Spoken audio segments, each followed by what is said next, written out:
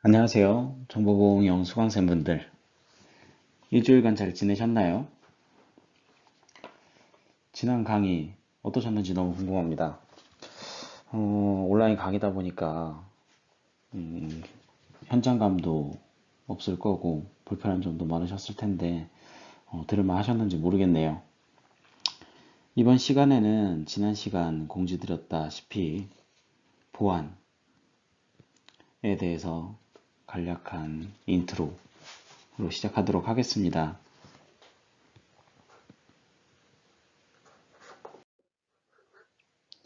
이번 주는 보안에 대해서 말씀드리겠고요. 다음 시간에는 암호의 소개, 그리고 고전 암호, 이렇게 두 가지에 대해서 설명을 드릴게요. 그러면 금주 강의 시큐리티 주제로 시작하도록 하겠습니다. 우리는 현재 4차 산업혁명 시대에 살고 있습니다. 보통 혁명이라고 하면 무언가가 급격하게 변화를 맞이하는 아주 다이나믹한 느낌을 주죠. 하지만 4차 산업혁명 시대라는데 뚜렷하게 무엇이 어떻게 변화하고 있는지 여러분들은 체감하시나요? 4차 산업혁명이라는 말은 독일의 경제학자 클라우스 슈밥이 의장으로 있는 2016년 세계경제 포럼에서 주창된 용어인데요. 세계적인 경제학자들이 모였습니다. 모여서 지금이 4차 산업혁명 시대다 라고 주장한 건데요. 이 클라우스 슈밥은 제4차 산업혁명이라는 게 이미 시작되었으며 그 핵심은 인공지능, 로봇공학, 사물인터넷, 자율주행 자동차, 3D 프린팅, 나노기술, 생명공학, 재료공학, 에너지 저장 기술, 퀀텀 컴퓨팅 등 물리학, 디지털, 생물 분야 기술이 융합을 토대로 한다고 이야기를 합니다. 알파고와 이세돌의 바둑대국을 보면 빅데이터를 기반으로 인공지능이 학습하고 학습한 내용을 실행한다는 것을 중심으로 하고 있는 게 그 예로 속할 수가 있을 것 같습니다. 사실 그동안의 IT 제품들은 바보였다고 이야기할 수도 있는데요. 이유는 학습이라는 게 없었습니다. 우리가 원하는 명령을 수행하는 역할, 딱 그것뿐이었죠. 그래서 컴퓨터에게 가장 먼저 배우게 하는 것이 명령어입니다. 무엇을 어떻게 하라고 지시하는 건데요. 이 4차 산업혁명 시대에서는 컴퓨터가 단순하게 명령을 받아서 실행하는 게 아니라 주어진 환경에서 최상의 결과를 도출하는 방법을 제시합니다. 아래 문구 보시면 SF 작가 윌리엄 깁슨이 어떤 이야기를 했는지 보실 수가 있는데요. 미래는 이미 와 있다. 단지 널리 퍼져 있지 않을 뿐이다. 라고 이야기를 합니다. 즉 4차 산업혁명으로 상징되는 미래는 이미 우리 주변 곳곳에 있으며 이들의 융합으로 이루어진다는 말입니다. 같은 시간과 공간에 있더라도 그것을 체감하는 수준의 차이만 다를 뿐 인공지능, 빅데이터 등 이미 우리 생활 속에 들어와 새로운 삶의 양식을 만들어내고 있는 것입니다. 현재의 4차 산업혁명이 오기까지 우리는 3번의 산업혁명을 거쳤습니다. 1차 산업혁명은 증기기관으로 인한 기계화를 거치면서 인류는 산업화를 거두었고요. 2차 산업혁명에서는 전기 기반으로 제품의 대량 생산이 가능해졌습니다. 그리고 3차 산업혁명으로 컴퓨터와 인터넷으로 인한 인터넷 혁명을 거치면서 4차 산업혁명에는 초지능으로 인해 산업구조사회 시스템의 혁신까지 오게 되었습니다. AI, 지능과 빅데이터, IoT, 클라우드 등 정보가 결합된 지능 플러스 정보, 지능정보 기술이 도래한 것입니다. 4차 산업혁명까지 오면서 우리의 정보기술은 진화하였습니다. 인터넷 오브 띵스, IoT를 통한 데이터의 수집, 클라우드 컴퓨팅, 빅데이터를 통한 데이터의 공유, 그리고 이 데이터를 기반으로 인공지능 기술을 통한 분석까지 오면서 우리 인류는 시간과 공간적인 제약을 극복했고 이로 인해 인류는 생산성이 향상되는 등 다양한 영향을 끼쳤습니다. 그리고 이러한 기술의 진화로 인해서 우리는 다양한 업무를 원격으로 수행할 수 있게 되었죠. 인터넷 쇼핑, 인터넷 뱅킹, 이메일, 개인정보의 제공, 프로그램 설치, 첨부 파일 실행 등 이러한 환경의 변화는 다양한 보안 위협을 낳거나 그 대상이 되었습니다. 정보의 노출과 변경, 송신자 또는 수신자로 위장, 정보 전달 지연, 송수신에 대한 부인, 서비스 불가 등의 보안 위협이 대표적이고요. 대상으로는 개인정보와 카드 사용 내역, 온라인 송금 과정, 전자상거래, 모바일 등 이동통신이 그 대상이 되었습니다. 아래 그림 보시면요. 포스포인트는 포네몬 리포트 2016 보고서의 내용을 발췌한 건데요.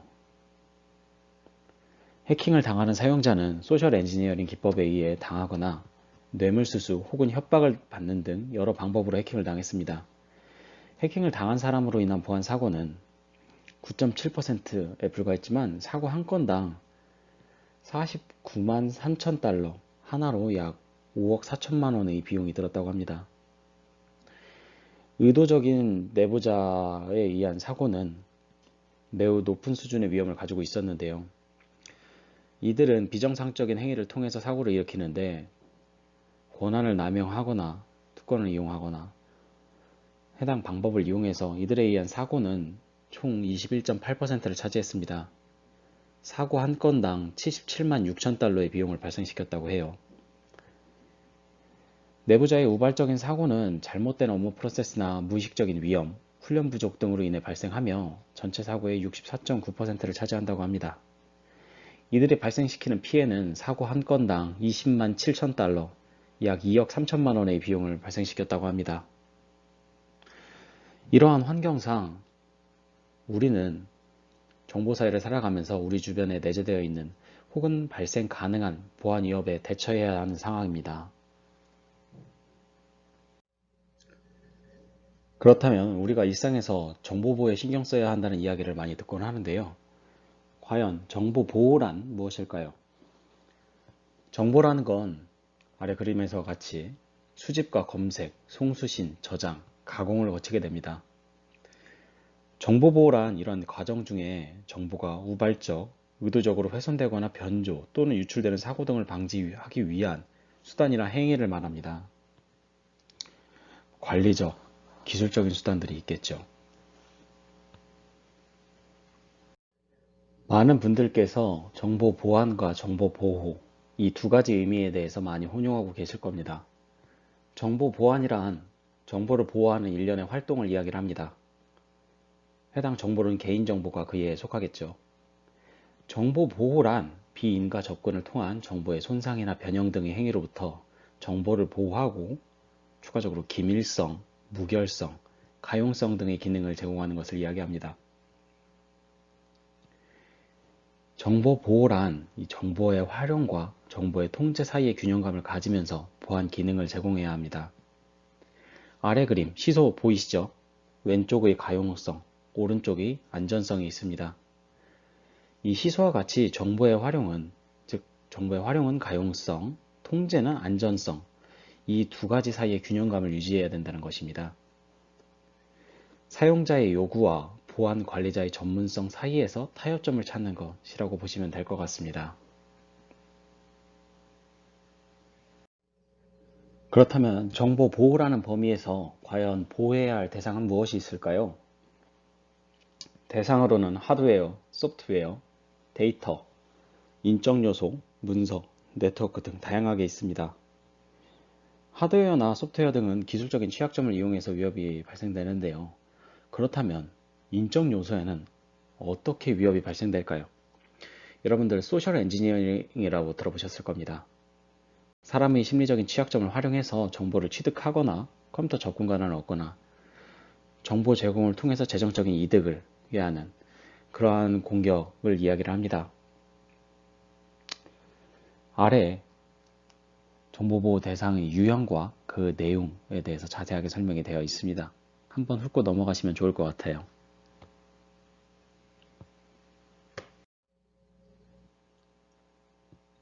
정보보호가 제공해주는 기능 총 3가지, 보안의 3대 요소라고 할 수 있는 3가지입니다. 기밀성, 무결성, 가용성 CIA라고 기억하시면 좋을 것 같아요. 기밀성은 인가된 사용자만 자산에 접근할 수 있도록 하는 것으로 우리가 흔히 사용하고 있는 방화벽이나 암호, 패스워드 등이 그에 속합니다. 무결성 같은 경우에는 적절한 권한을 가진 사용자가 인가한 방법으로만 정보를 변경할 수 있도록 하는 것을 이야기를 합니다. 가용성은 자산에 대해 접근이 가능하도록 해야 된다는 것이죠.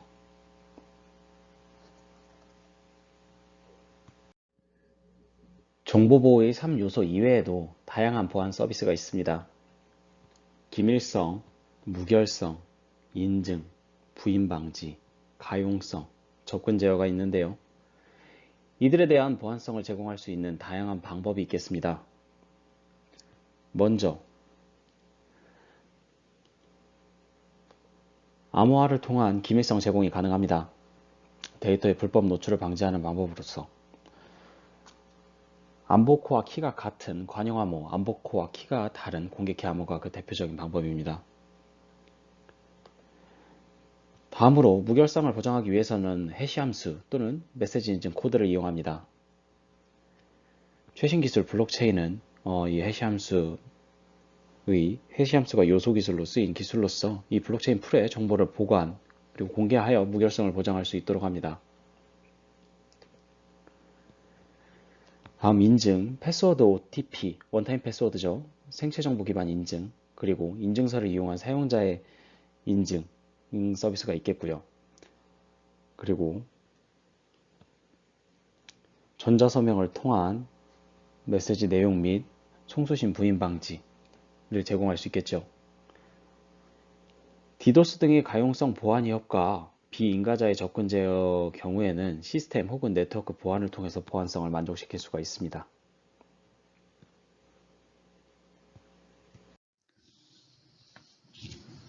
다음으로는 정보보호의 역사 부분으로 넘어갈게요.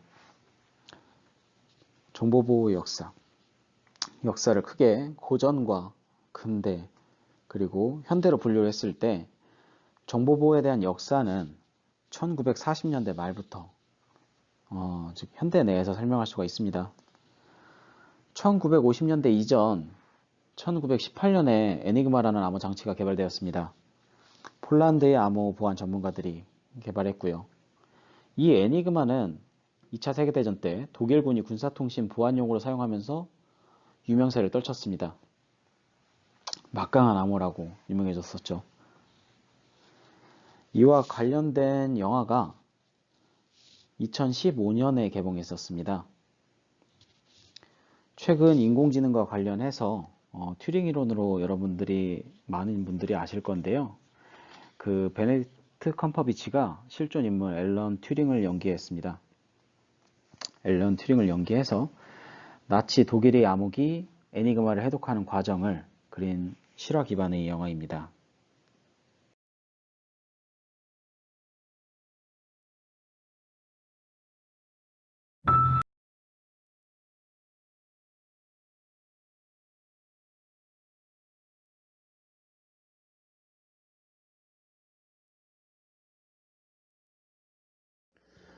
앞서 보셨던 이미테이션 게임 예고편, 여러분들이 본편으로 보시길 추천드립니다. 그렇게 지루하진 않거든요. 1970년대에는 네트워크에 연결된 노드의 수가 폭발적으로 증가했습니다. 그리고 미국 달파에서 개발했던 알파넷의 패스워드 구조와 형식의 취약성 등이 발견되었고요. 또한 비대칭 암호 알고리즘이 개발된 시기이며 암호화를 이용한 데이터 전송이 이루어진 시기입니다. 1980년대에 들어서면서 많은 PC들이 보급되고 네트워크에 연결되었습니다. 대표적으로 마이크로소프트가 베이직과 도스를 개발했고요. IBM에서는 저렴한 가격의 PC를 판매했습니다. 그로 인해 사용자에게 보급되는 PC가 증가한 거죠. 그리고 인터넷의 기본 통신 프로토콜 TCP/IP가 개발되면서 보급된 PC들이 네트워크에 연결되어 인터넷 환경이 구축된 것입니다. 하지만 인터넷 환경으로 인해 네트워크 보안 문제가 급증했습니다. 주로 PC와 소규모 랜을 대상으로 하는 네트워크 해킹이 이루어졌었는데요. 네트워크 해킹의 대표적인 사건 4.14갱. 이 사건은 4.14 프라이빗이라는 BBS 일원들이 만든 해커 그룹이 암센터, 로스앨러머스 국립연구소 등 60개 컴퓨터에 침입해서 중요 파일을 지우고 연구 결과를 삭제한 그러한 사건입니다. 추가적으로 1981년에는 이언 머피라는 사람이 AT&T 컴퓨터 시스템을 침입해서 전화요금과 관련된 값을 바꿔치기 함으로써 낮은 가격의 심화 요금이 대낮에 적용되도록 조작을 한 사건이 있습니다.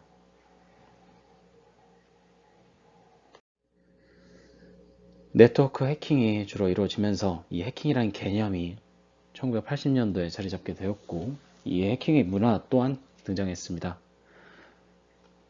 제일 왼쪽 그림 포스터죠. 영화 포스터 워게임즈 한국어로 위험한 게임 이라는 영화가 개봉했습니다. 지금 워게임 같은 용어는 해킹 관련 문제 푸는 것을 의미하죠.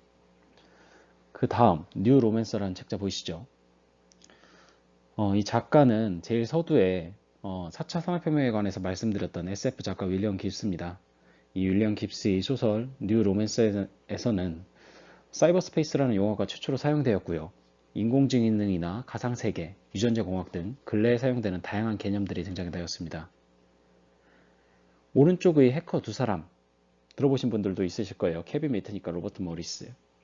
이 케빈 미트닉은 당시 산타크루즈 오퍼레이션을 공격한 것을 시작으로 이후에는 모토로라나 선 마이크로 시스템즈, NEC 등을 해킹했던 해커입니다.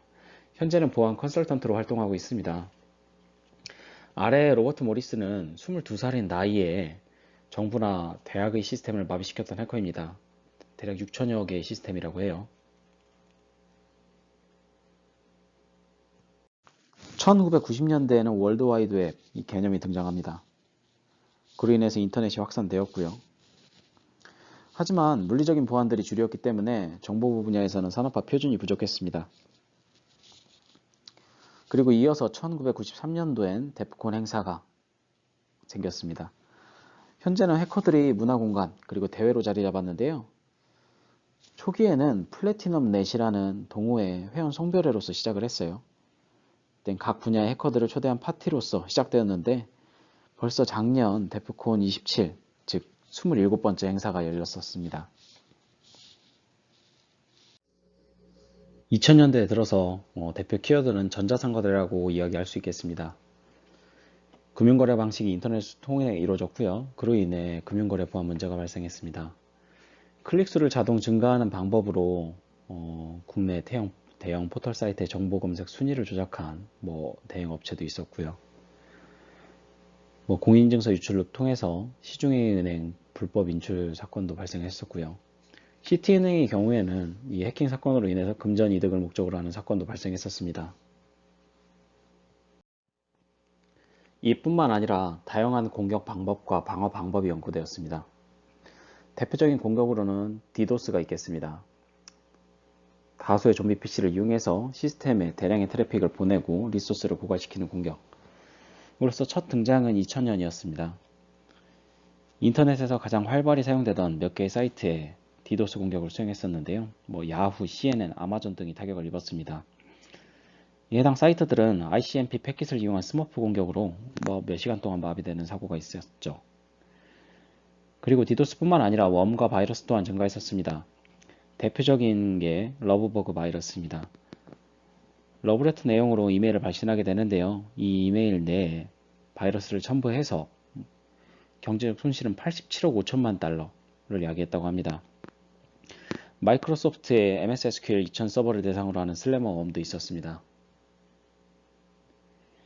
2005년도에는 주민등록번호 수십만 개가 유출돼서 인터넷 게임 사이트에 가입 때 사용되는 등 개인정보 무단 도용되거나 혹은 피싱 사이트를 만들어 놓고 대출 광고를 하게 한 다음 연락이 온 피해자들이 피싱 사이트에 접속하도록 하는 사례도 있었습니다. 그리고 이동통신망 보안 문제가 대두되었는데요. 이 이동통신망은 몇 가지 특징들이 있습니다. 프로토콜과 설계 관련 표준이 복잡해서 취약점 탐지가 어렵습니다. 그리고 이통망 프로토콜 모델의 표준 구격은 정형화되지 않았어 가지고 체계를 갖춘 보안 문제 진단과 그리고 분석이 불가능했고요. 프로토콜 구현도 모호합니다. 이 통망에는 다양한 프로토콜이 상호작용하는데 표준에서는 이에 대한 통합된 작동 모델이 없었습니다. 그로 인해 통신 사업자, 장비 제조사, 서비스 지역마다 모두 고유한 설정과 그리고 기술이 다르게 적용됐기 때문에 일괄적으로 보안에 대해서 분석하기 어려운 점으로 많은 문제점들이 대두되었습니다. 그뿐만 아니라 최근에는 국가 사이버 해킹 사건이 빈번하게 발생되고 있습니다. 아래 포스터 보시면은 조셉 고든 레빗, 이 스노든이라는 역할을 맡았는데요. 이 스노든은 실존 인물입니다. 권력에 맞선 위대한 폭로라는 부제가 붙는데요. 지금 미국이 타 국가의 주요 인사와 그리고 기관들을 감시하는 시스템을 만들었었는데 이 스노든은 NSA에 근무하면서 해당 시스템을 외부에 폭로하게 된 거죠. 2009년부터 2012년까지 NSA에 근무하면서 이 3년 기간 동안 NSA 감시 시스템이 어떠한 형태로 작동하는지 확인하고 프리즘 프로젝트의 실체를 폭로합니다. 이 프리즘 프로젝트가 앞서 말씀드렸던 감시 시스템을 이야기를 하는데요. 처음에 스노든은 이 프리즘 프로젝트와 유사 프로그램인 업스트림, 엑스키스코어가 무작위 정보 수집 프로그램으로만 생각을 했었어요. 하지만 수집 과정에서 개인정보 침해가 약간 일어날 수도 있다고만 생각을 했었는데 사실상 알고 보니 이 프로젝트가 독재자를 의미하는 빅브라더를 지향한다고 생각하고 홍콩으로 망명한 다음 2013년 주요 언론을 통해 이 사실을 폭로합니다. 이후 내부 고발자가 된 스노든은 러시아로 도피했고 러시아 정부는 2020년까지 스노든의 망명을 허용한다고 밝힌 바가 있습니다. 다음은 유튜브에서 발췌한 영화 하이라이트입니다. 이 프로즘 프로젝트의 배경과 그리고 폭로 과정에 대한 이야기를 보여줍니다. 잠시 보고 지나갈게요. My name is Edward Joseph Snowden. 미국 정부의 불법을 폭로한 남자. 2013년 도청 파문 실화를 영화한 스노든. 2013년 홍콩 모처의 호텔에서 극비리의 기자들이 모이고 This is Laura. Hello? 이 남자가 바로 오늘의 주인공. You're McCaskill from The Guardian. It's nice to meet you. Nice to meet you too. If you don't mind, I'd like to record some. 철통 보안 속에서 Cell phone's going to microwave. Dare I ask why? I'll get to that after you ask your questions. Yeah, before we get onto the stories, I need to know more about this. This one is everything I have on your British intelligence agency, the GCHQ. 미국이 영국 정보부를 도청했다는 충격적인 폭로가 이뤄진다. 대체 그는 누구인가? 이곳은 미 정보국 해킹 교육센터. We're going to start with an aptitude test. Back up your site, destroy it. The average test time is 5 hours. If you take more than 8, you will fail. 교육생 시절부터 압도적인 실력을 인정받은 정보요원 스노든. Mr. O'Brien. I'm done, sir. It's been 40 minutes. 38. What? 38 minutes. Let's start by showing an X key score. Good idea. Can you bring it up again and 갑자기 돌발 행동을 하는데 Do we all get under there now? He's protecting his passwords. Okay. CIA의 불법 사찰 프로그램을 폭로하기 위함이다. X key score. 세상의 모든 걸 검색할 수 있는 프로그램. 99% are going to come from the bulk collection program. So How is this all possible? think of it as a Google search, except instead of searching only what people make public, we're also looking at everything they don't. Emails, chats, SMS, whatever. That's whatever. Yeah, but which people? The whole kingdom, Snow White. 그렇다.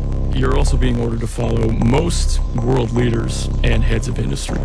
You're tracking trade deals, sex scandals, diplomatic cables to give the U.S. an advantage in negotiations at the G8 or leverage over Brazilian oil companies. 정의로운 줄 알았던 조국의 배신감을 느낀 스노든은 This is not about money or anything for me. There's no hidden agenda. The people can decide. 사상 최대 정부 스캔들을 폭로한 How 것이다. about we just start with your name? My name is Edward Joseph Snowden. 2013년 미 국가안보국 도청 파문 실화를 다룬 영화 스노든. 미국이 자신의 이익을 위해 전 세계 지도자를 도청했던 실제 사건을 영화화했다. 정보 요원이었던 스노든은 신념에 따라 폭로를 감행하는데 영화보다 더 영화 같은 폭로 과정이 상세하게 묘사된다. The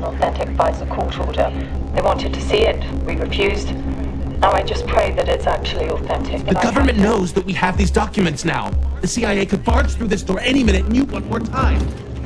폭로를 막으려는 알 수 없는 세력과 목숨을 건 싸움을 벌이는데 과연 스노든의 폭로는 어떤 결과를 초래하게 될까?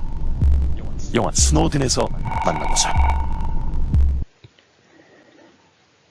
국가 간 사이버 해킹을 다룬 영화로서 여러분들이 많은 보안에 대한 의식 그리고 동기부여도 될 것 같고요. 영화 자체도 재밌어요. 그래서 본편으로도 보셨으면 좋겠습니다. 다음으로 전 세계적으로 현재도 다양한 사이버 보안 사고가 발생하고 있습니다. 여러분도 아시는 굵직한 사건들이 보이실 건데요. 한미 디도스 공격, 스톡스넷 제어 시스템 공격, 2011년의 대규모 개인정보 유출, 320 전산 대란, 정부 부처의 개인정보 유출 등 많은 사고들이 발생되었습니다. 이 과정에서 악성 코드들은 해가 갈수록 계속 증가했죠. 이 파란색 화살표가 악성 코드의 증가 추이를 나타내는데요. 매년 증가하는 것을 확인하실 수가 있습니다.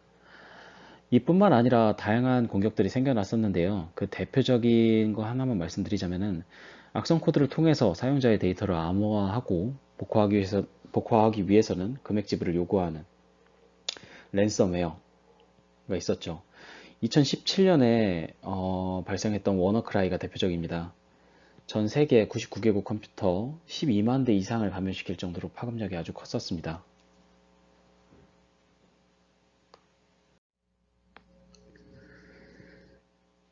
전문 보안업체 FireEye에서 제공해주는 실시간 사이버 보안 위협 지도입니다.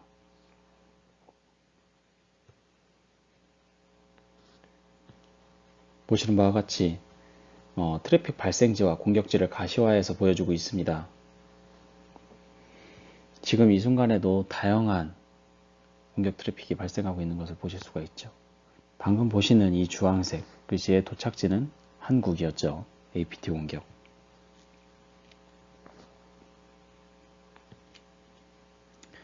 이러한 사이버 보안 위협 속에서 정보 자산은 개인이 신경 써야 할 부분이 되었습니다.